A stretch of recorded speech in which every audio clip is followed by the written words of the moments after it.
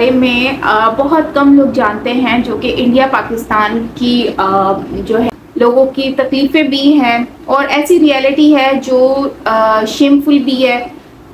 सुनकर रोंगटे भी खड़े हो जाते हैं। तो चलते हैं, कुछ सुनते हैं। हर किसी की अपनी एक ज़ुबानी ये स्टोरी सुनने को मिलती है। तो सुनते हैं कि भाई क्या हिस्ट्री है और क्या हुआ था और क्यों हुआ था।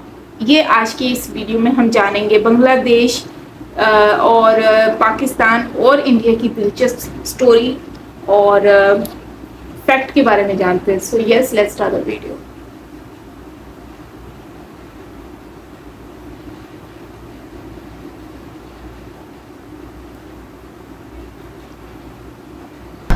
साल 1971 बांग्लादेश में आजादी की आवाज बुलंद होती है और पाकिस्तान सिविल वॉर के सबसे बैड फेज से गुजर रहा होता है।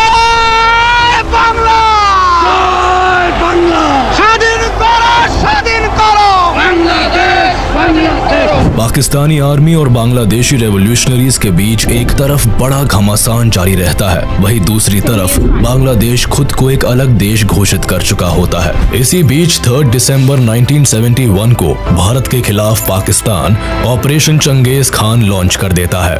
पाकिस्तान एयरफोर्स इंडिया के कई एयरफील्ड्स पर बमबारी करना शुरू कर देती है और अब भारत भी इस जंग में शामिल हो जाता है और इसी के साथ शुरुआत होती है इंडिया पाकिस्तान वॉर ऑफ 1971 की।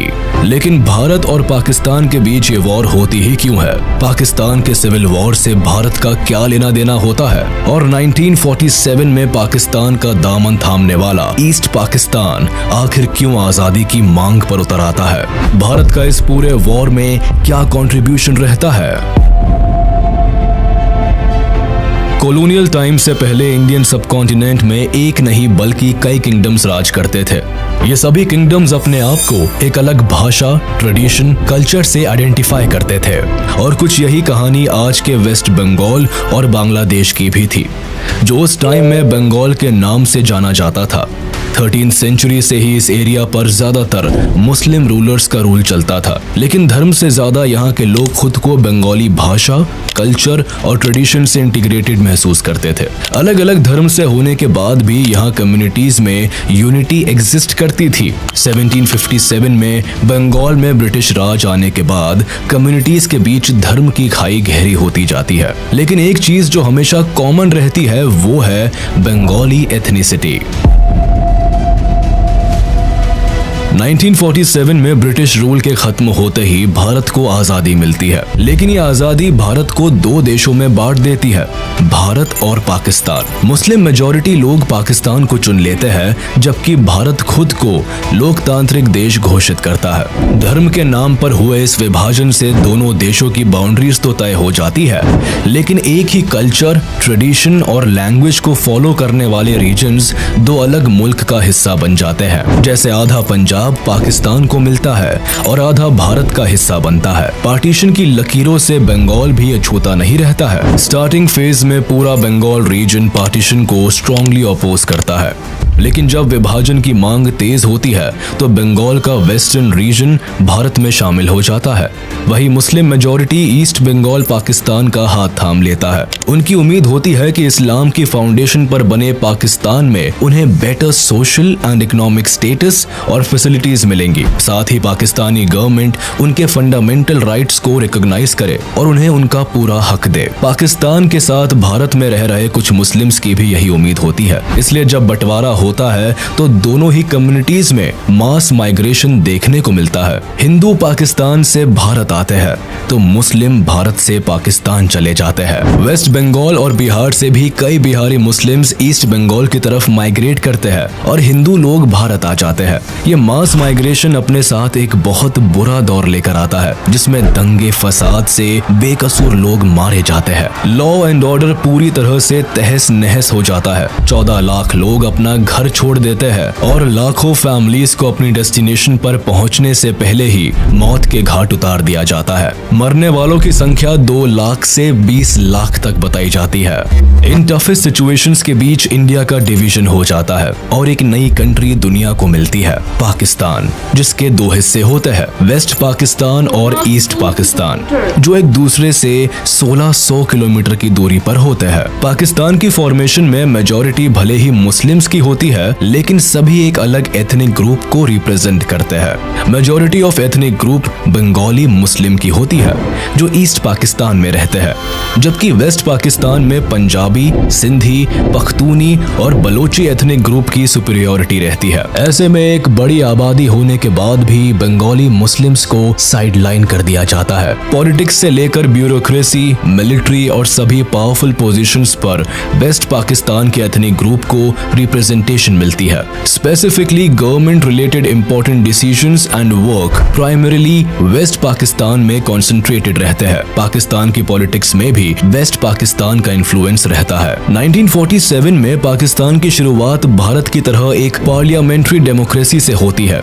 जिसमें प्राइम मिनिस्टर की कमान लियाकत अली खान संभालते हैं, जबकि मोहम्मद अली जिन्ना को पहला गवर्नर जनरल बनाया जाता है। अपने पहले ही टर्म में लियाकत सरकार को ईस्ट पाकिस्तान और वेस्ट पाकिस्तान को इफेक्टिवली गवर्न करने में कई परेशानियों का सामना करना पड़ता है, जो आने वाली सरकार को भी महसूस होती है। मैक्सिमम पावर सेंट्रल गवर्नमेंट में एक ही पोजीशन पर कॉन्सेंट्रेटेड होती है, जिसकी वजह से पाकिस्तान में पॉलिटिकल इंस्टेबिलिटी भी आने वाले सालों में देखने को मिलती है और ईस्ट पाकिस्तान को रिप्रेजेंटेशन का सही मौका नहीं मिल पाता है। 21 मार्च 1948 को मोहम्मद अली जिन्ना एक नया रूल लेकर आते हैं और उर्दू को पाकिस्तान की ऑफिशियल लैंग्वेज डिक्लेयर कर देते हैं। State language of Pakistan is going to be Urdu and no other language. जिन्ना का ये डिक्लेरेशन ईस्ट पाकिस्तान को हिला कर रख देता है। वेस्ट पाकिस्तान के उर्दू इम्पोजिशन को ईस्ट पाकिस्तान में भारी क्रिटिसिज्म झेलना पड़ता है। बंगाली मुस्लिम्स के लिए उर्दू एक एलीट भाषा होती है, जिसे केवल हाई ऑफिशियल्स ही बोलते थे, जबकि ईस्ट पाकिस्तान में दशकों से बच्चा बच्चा बंगाली भाषा बोल रहा होता है। भाषा की जबरदस्ती से ईस्ट पाकिस्तान में बंगाली लैंग्वेज मूवमेंट की शुरुआत होती है। अपनी भाषा को बचाने के लिए लोग सड़कों पर उतर आते हैं। स्टूडेंट और पॉलिटिकल एक्टिविस्ट उर्दू इम्पोजिशन को अपनी भाषा पर एक गहरी चोट की तरह लेते हैं। ईस्ट बंगाल की प्राइमरी लैंग्वेज बंगाली होती है। 1952 आते आते ईस्ट बंगाल में प्रोटेस्ट इतने तेज हो जाते हैं कि सरकार को सेक्शन 144 इम्पोज करना पड़ता है, यानी 3 से ज्यादा लोगों का एक साथ खड़ा होना फॉरबिड कर दिया जाता है। इस कानून के खिलाफ 21 फरवरी को ढाका यूनिवर्सिटी के स्टूडेंट्स एक साथ इकट्ठे होते हैं, लेकिन सेक्शन 144 के तहत पुलिस उन्हें हिरासत में ले लेती है। इससे स्टूडेंट्स की भीड़ और भी ज्यादा भड़क जाती है और student east Bengal legislative assembly में घुसने की कोशिश करते हैं। उन्हें रोकने के लिए पुलिस प्रदर्शनकारियों पर ओपन फायर करती है, जिसमें 5 लोगों की मौत हो जाती है। आगे चलकर ये दिन बांग्लादेश के इतिहास में अमर हो जाता है और आज भी इसी दिन को बांग्लादेश अपने लैंग्वेज मार्टर्स डे के तौर पर मनाता है। सरकार और बंगालियों का ये क्लैश इस कदर बढ़ जाता है कि 1956 में सरकार को बंगाली भाषा को ऑफिशियल स्टेटस और 1956 में स्टेट लैंग्वेज का दर्जा देना पड़ता है। ईस्ट पाकिस्तान में रह रहे लोगों की मांग तो पूरी हो जाती है, लेकिन सरकार के साथ इनकी नाराजगी खत्म नहीं होती, बल्कि ये घटना आग में घी का काम करती है।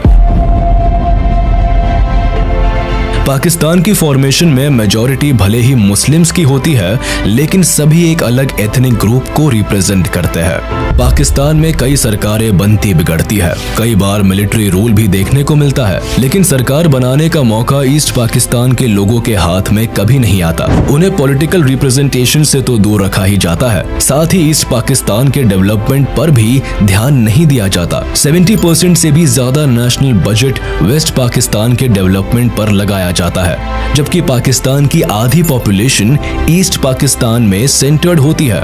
यही से पाकिस्तान को अपना 62% रेवेन्यू भी मिलता है। फिर भी इस हिस्से की ग्रोथ रेट 2.6% होती है, जबकि वेस्ट पाकिस्तान 4.4% की ग्रोथ से बढ़ता है।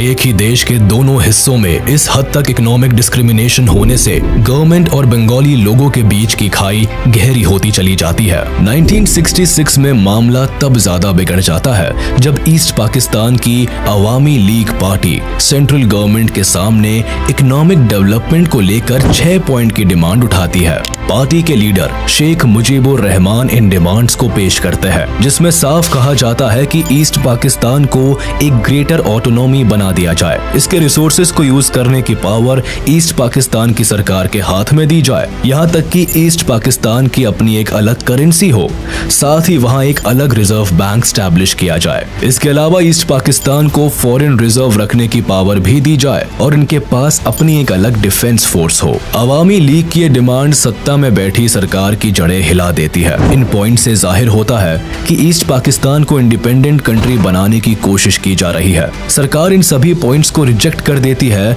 और इन डिमांड्स को देश के खिलाफ बताती है। अवामी लीग भी इस फैसले से चुप नहीं बैठती और कंटिन्यूअस इस पर काम करती है। इसीलिए 1968 में सरकार अवामी लीग के लीडर शेख मुजीबुर रहमान और कई ऑफिशियल्स को देश के खिलाफ कॉन्स्पिरेसी रचने के इल्जाम में अरेस्ट कर लेती है। उस वक्त पाकिस्तान में जनरल अयूब खान की सरकार होती है और वो इल्जाम लगाते हैं कि अवामी लीग अगरतला में भारत सरकार के साथ मिलकर एक आजाद देश बनाने की साजिश कर रही है। लेकिन उनके ये सभी चार्जेस ईस्ट पाकिस्तान में काम नहीं करते, क्योंकि तब तक शेख मुजीबुर अवाम के बीच एक पॉपुलर लीडर बन चुके होते हैं। ये बंगाली अवाम के लिए उनकी आवाज बन चुके होते हैं। लोग अपने सुनहरे भविष्य की उम्मीद अवामी लीग से लगाकर रखते हैं।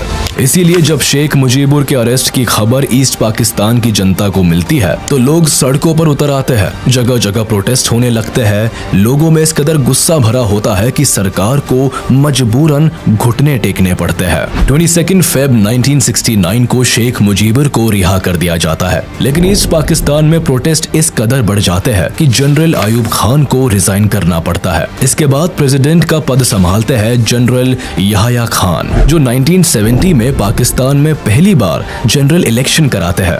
Elections will take place. I have left this decision to the Chief Election Commissioner.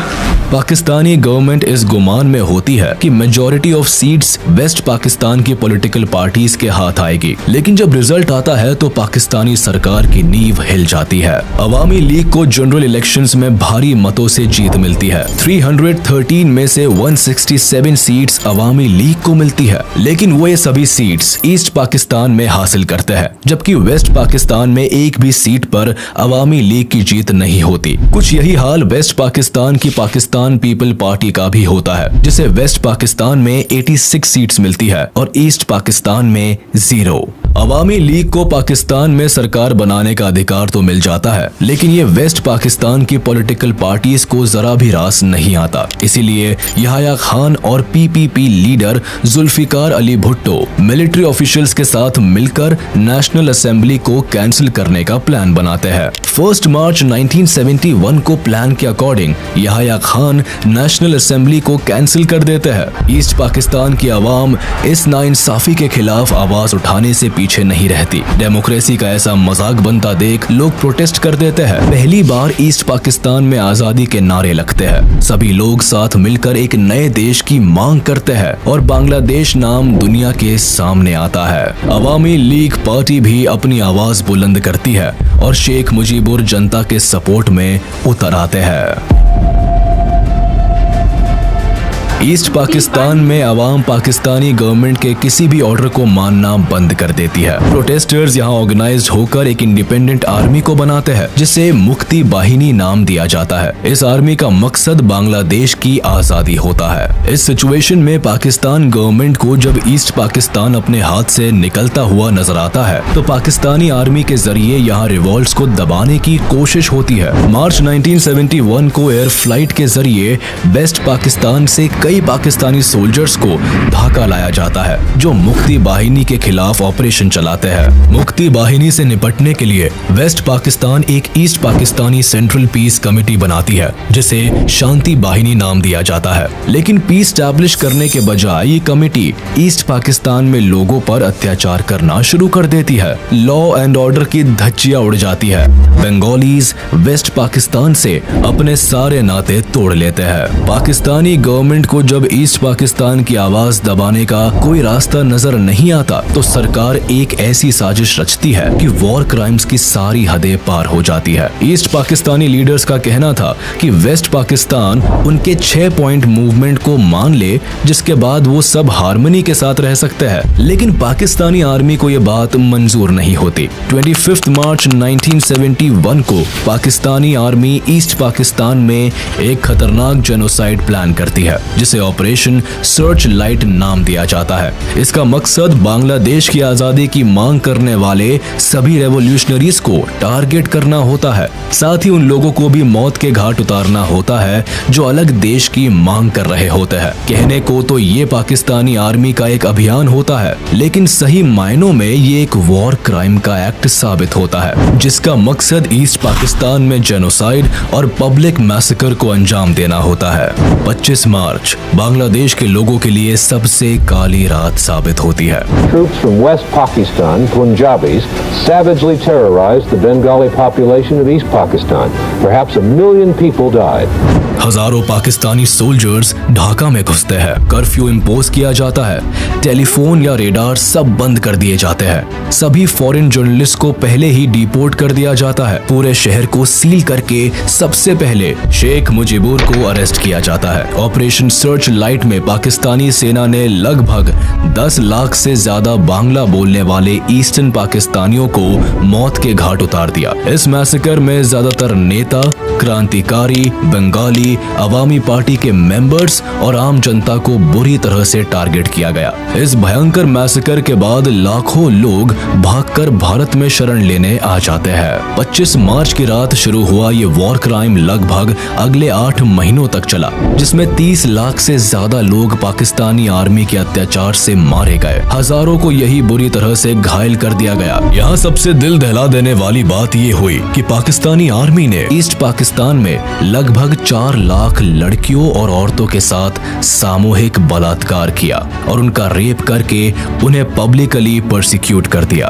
Pakistani army के इस तरह के शर्मनाक काम को जब यूएस प्रेसिडेंट तक पहुंचाया गया तब भी यूएस ने इस जेनोसाइड को रोकने का कोई काम नहीं किया। उल्टा अपने एलाइज पाकिस्तान को वॉर में सपोर्ट करते रहे। अरेस्ट से पहले ही शेख मुजीबुर ईस्ट पाकिस्तान को इंडिपेंडेंट कंट्री घोषित कर देते हैं और इसे बांग्लादेश नाम देते हैं। 27 मार्च को मेजर जियाउर रहमान खुद ये डिक्लेरेशन पब्लिक को पढ़कर सुनाते हैं। Bangladesh, on behalf of our great national leader, the Supreme Commander of Bangladesh, Sheikh Mujibur Rahman, do hereby proclaim the independence of Bangladesh. 1971 में किस तरह से ये स्टार्ट होता है और बांग्लादेश के साथ कितनी नाइंसाफ़ी हुई उस टाइम पे। इन्होंने ये कहा कि बांग्लादेश जो है वो जो है बांग्लादेश को हम डिवाइड मतलब कि उन जाहिर बात है बंगाली थे, उनका अपना एक कल्चर था पहले तो क्योंकि हम देखें तो बांग्लादेश कोलकाता हर जगह की अपनी एक लैंग्वेज हुआ करती थी, ठीक है। तो सेम टू सेम हमारे यहाँ पर सिंध में भी यही है। आप देखें ना, सिंधी एक साइड पे बोली जाती है, एक साइड पे कल्चर है, गुजराती भी हमारे यहाँ पर हैं और पंजाबी पंजाब में है। तो हमारे हरियाणा पंजाब के साथ हरियाणा इंडिया का लगता है तो वहाँ पे पंजाब, तो इस तरह से था। तो जाहिर सी बात है वो उनका एक लैंग्वेज थी, तो उसको ज़बरदस्ती उनके ऊपर आप लाहक कर दें कि आपने उर्दू ही बोलनी है, तो ऐसा तो नहीं हो सकता ना। और फिर आप उनके साथ इतनी डिस्क्रिमिनेशन हो रही है कि आप उनको बोल रहे हो कि आपने जो है वो उनको उनके राइट्स पूरे नहीं दिए जा रहे, उनको हर लिहाज से उनको नीचे रखा जा रहा है और उनकी कोई बात नहीं मानी जा रही है। तो जाहिर सी बात है उन लोगों ने तो अपने राइट के लिए बात करनी थी और वही आज के दौर में भी हो रहा है। आप देखें तो बांग्लादेश अलग होने की बातें पाकिस्तान में सिंध की अलग डिमांड की जा रही है, लाहौर को, क्योंकि लाहौर इस वक्त पंजाब को बहुत ज़्यादा पैसा मिल रहा है और डेवलपमेंट वहाँ पे ज़्यादा है, उनके ऊपर फोकस बहुत ज़्यादा है। वहीं पर देखा जाए तो हमारे सिंध में इतनी जॉब्स नहीं है उतना, हालांकि सिंध से ज़्यादा कमाया जाता है, पैसा सारा सिंध से ही कमाया जाता है, हार्बर वगैरह सब सिंध में ही है, लेकिन फिर भी पाकिस्तान में जो अभी भी वही चीज़ें चल रही हैं, नाइंसाफियाँ चल रही हैं। अभी देखें तो पंजाब में सब कुछ चल रहा है, लेकिन वही सिंध में अगर देखें या बलूचिस्तान में देखें तो वो लोग अभी भी नजरें उठा के और हाथ उठा के बैठे हैं कि हमें भी जॉब्स दे दो, अच्छी जॉब्स दे दो, लेकिन जॉब्स अच्छी कोई देता ही नहीं है, ना डेवलपमेंट करता है, ना फोकस है किसी का। सेम टू सेम वही हाल जो है 71 में बांग्लादेश का हुआ था। लेकिन मैं ये समझती हूँ कि उस टाइम पर किसी ने इसके ऊपर आवाज़ नहीं उठाई, इवन के यूएस ने नहीं उठाई, और इतने लाखों लोगों का कह रहे 30 लाख लोगों की जो है ना वो डेथ हुई थी, उनको मारा गया था, औरतों के साथ रेप किया गया था। और जो है मतलब कि कोई कैसे कर सकता है यार, औरतों के साथ रेप किया जा रहा है, इतनी सरेआम जुल्म हो रहा था उस टाइम पर, कोई भी नहीं था मदद करने वाला। बट ये है कि अब इसका हम सेकंड पार्ट देखेंगे तो उसमें हम जानेंगे कि इंडिया ने किस तरह से मदद की थी बांग्लादेश की।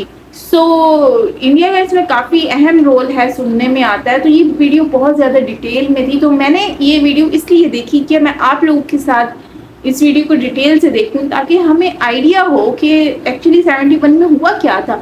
क्योंकि हमारी जो बुक्स हैं उसमें तो कुछ और रियलिटी बताई जाती है, उसमें बस यही बताया जाता है कि बांग्लादेश हमारा 71 में तक तो हमारा हिस्सा था, लेकिन फिर उसके बाद जंग हुई और जंग में इंडिया के साथ हुई और इंडिया ने बांग्लादेश को अलग कर दिया हमसे। बट ये नहीं बताया जाता कि वहाँ पर रेप भी हुआ था और वो रेप करने वाले अपने ही लोग थे, फिर वहाँ पर जो लोगों को मारा गया था तो वो भी अपने ही लोग थे मारने वाले, तो दुश्मन की तो कोई ज़रूरत ही नहीं थी। तो ये चीज़ें आज की इस वीडियो में देखी जो कि मुझे बहुत बहुत दुख हुआ, बहुत ज़्यादा दिल दहला देने वाली ये फैक्ट्स थे जो हमने आज इस वीडियो में जाने।